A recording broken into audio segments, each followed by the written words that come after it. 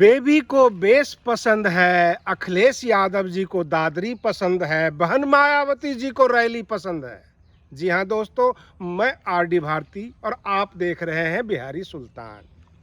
बिहारी सुल्तान channel पर Bahujan Samaj party की खबरें बहुत ठोक बजाकर हम कवर करते हैं, आपको दिखाते हैं, परंतु बसपा समर्थक हमें न सपोर्ट करते हैं न साथ देते हैं। इसलिए हमें इधर उधर का न्यूज़ उठाना पड़ता है और जो लोग बसपा के विरोधी हैं वो खबर देखने एक बार जरूर आते हैं, कुछ कमेंट करके भाग जाते हैं, आधी अधूरी वीडियो नहीं देख पाते और इस तरह की समस्याएं होती है। मैं आपको बता दूं कि बसपा की जो लेटेस्ट खबर है, बसपा के कार्यकर्ता जो ऑफिस से जुड़े हुए लोग हैं, कभी कहते हैं कि बहन मायावती जी रैली में होंगी, कभी कहते हैं नहीं होंगी, कोई कन्फर्म बयान देने को राजी नहीं है। लेकिन 14 अप्रैल को लखनऊ में जो संभावित अनुमान है कि बहुजन समाज पार्टी के कार्यकर्ता समर्थक सबके सब बाबा साहेब जयंती के अवसर पर श्रद्धांजलि देने के लिए, शक्ति प्रदर्शन करने के लिए, उत्तर प्रदेश में अपनी ताकत दिखाने के लिए करीब 4 लाख कार्यकर्ता इकट्ठा होने वाले हैं। बहुजन समाज पार्टी ने अपनी पूरी ताकत उत्तर प्रदेश में झोंक दी है। मैं ये नहीं कह सकता क्योंकि मैं एक पत्रकार हूं, पक्षकार नहीं, मैं बसपा की तरफ से नहीं बोल रहा हूं। लेकिन बसपा सत्ता में आने की तैयारी में है अथवा उत्तर प्रदेश की मजबूत दावेदारी करने की तैयारी में है। मैं ये भी भविष्यवाणी नहीं कर सकता कि 2027 में बसपा शासन में होगी अथवा सत्ता में होगी। मैं ये भी नहीं कह सकता कि समाजवादी पार्टी चुनाव हार जाएगी अथवा भाजपा चुनाव हार जाएगी। लेकिन बसपा की जो तैयारी है, बहन मायावती जी ने जो जो कार्य किए हैं, मैं आपको बता दूं, एक न्यूज वायरल हो रहा है उत्तर प्रदेश से, बहन मायावती जी की मुट्ठी खुलने वाली है। तो मैं अपने दर्शकों को बता देना चाहता हूं वह मुट्ठी क्या है, उस मुट्ठी बंद मुट्ठी में क्या है, वो क्या खोलने वाली है।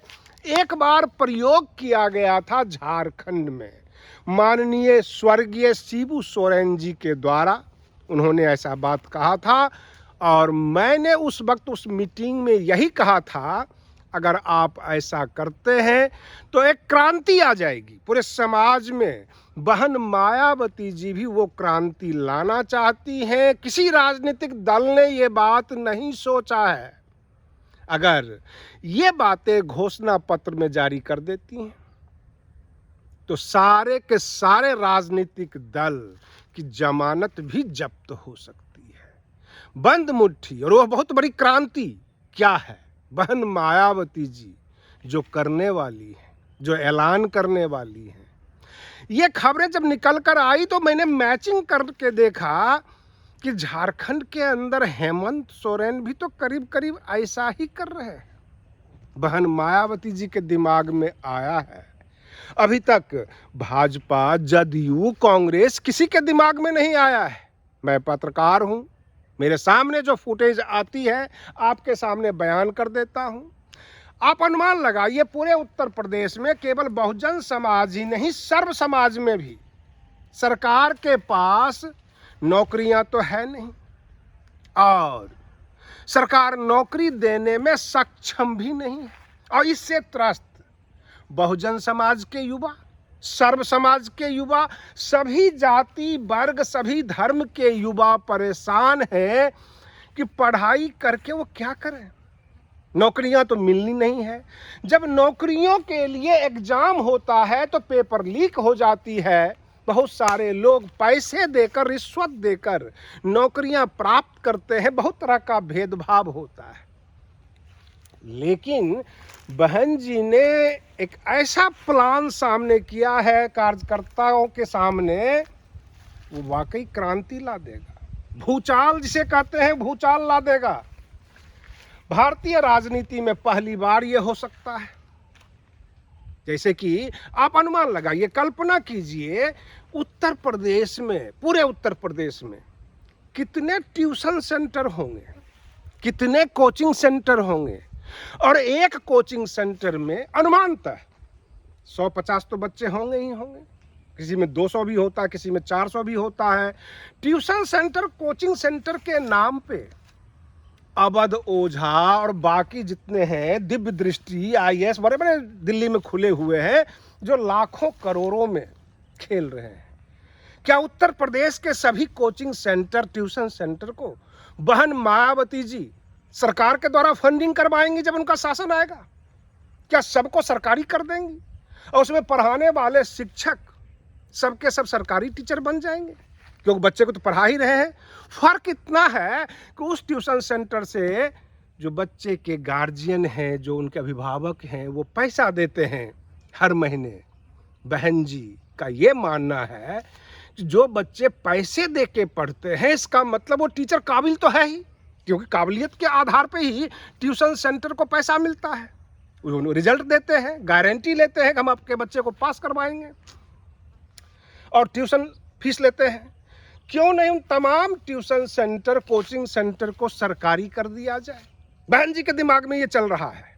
और अगर चुनाव से पहले बसपा ये ऐलान कर देती है, मेरे ख्याल से, मैं एक अनुमान लगा रहा हूं कि उत्तर प्रदेश में कम से कम 5 लाख से ऊपर ही कोचिंग सेंटर होंगे, ट्यूशन सेंटर होंगे, क्योंकि ये हर मोहल्ले में होता है।